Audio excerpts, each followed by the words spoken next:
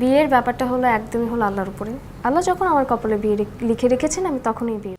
বিয়ে করেছেন কণ্ঠশিল্পী সাবরিনা পড়শি। জানা যায় যুক্তরাষ্ট্র প্রবাসী নিলয়ের সঙ্গে তার বিয়ের আনুষ্ঠানিকতা সম্পন্ন হয়েছে।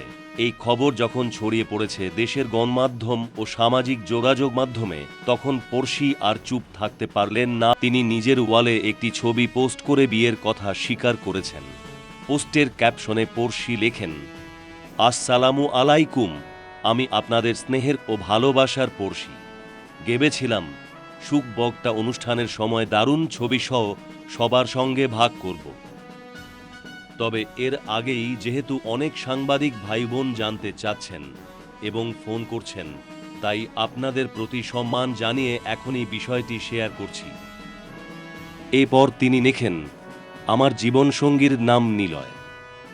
আজ থেকে 15 বছর আগে খুদে গানরাজ প্রতিযোগিতায় আমাদের পরিচয় হয়। তবে প্রেম বলতে যা বোঝায়, আমাদের মধ্যে তেমন কোনো সম্পর্ক ছিল না।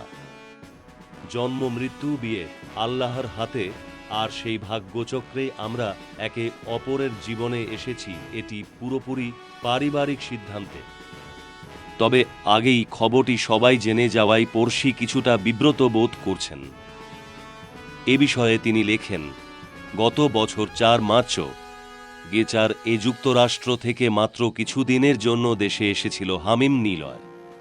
তখনই দুই পরিবারের সম্মতিতে আগদ অনুষ্ঠান সম্পন্ন হয়।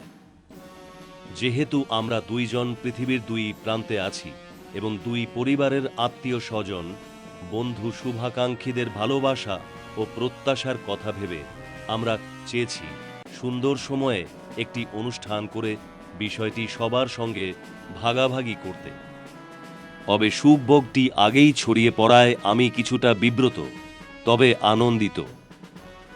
সবশেষে এই কণ্ঠশিল্পী লেখেন, সব ঠিক থাকলে খুব শিগগিরই নিলয়ের দেশে আসার কথা রয়েছে। তখন দুই পরিবারের আলোচনার ভিত্তিতে আমাদের বিয়ের আনুষ্ঠানিক আয়োজন হবে।